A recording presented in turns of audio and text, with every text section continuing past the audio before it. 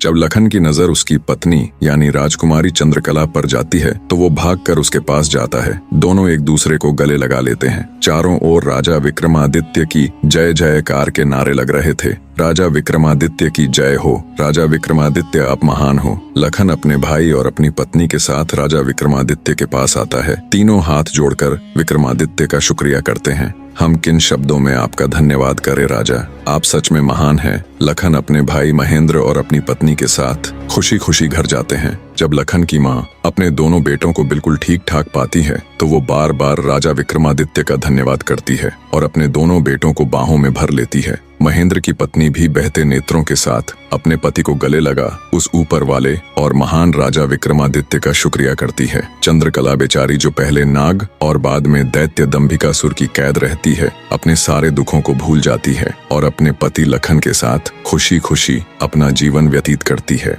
फिर उनकी जिंदगी में कभी कोई नाग या दैत्य दंभिकासुर जैसी मुसीबत नहीं आई। इधर जब राजा विक्रमादित्य अपने नगर में लौटते हैं तो सारे नगरवासी उनके द्वारा दैत्य दंभिकासुर को हराकर लौटने पर उनका हार्दिक स्वागत करते हैं। चारों ओर खुशियों का माहौल था। पता नहीं कितनी ही माँ जिन्होंने अपने बेटों को खो दिया था, कितनी ही बहनें जिन्होंने अपने भाई को खो दिया था और कितनी ही औरतें जिन्होंने अपने पति को खो दिया था। सबकी खुशियों का आज कोई ठिकाना नहीं था, क्योंकि महान राजा विक्रमादित्य की बदौलत उनके वर्षों से बिछड़े हुए अपने आज उन्हें वापस मिल गए थे। अंततः इस महान गाथा का निष्कर्ष दैत्य दंभिकासुर केवल एक राक्षस नहीं था, वह उस अहंकार, क्रूरता और न्याय के विरोध का प्रतीक था जो दुनिया में बार बार अलग अलग रूपों में सामने आते हैं। उसने वरदानों के सहारे खुद को अमर समझ लिया, मगर वह यह भूल गया था कि अमरता किसी चमत्कार से नहीं, सत्य, धर्म और सेवा से अर्जित होती है। राजा विक्रमादित्य ने हमें यह सिखाया कि धैर्य, बुद्धि, साहस और न्याय से बड़ा अभिशाप भी समाप्त किया जा सकता है। उन्होंने युद्ध किया केवल दैत्य से नहीं,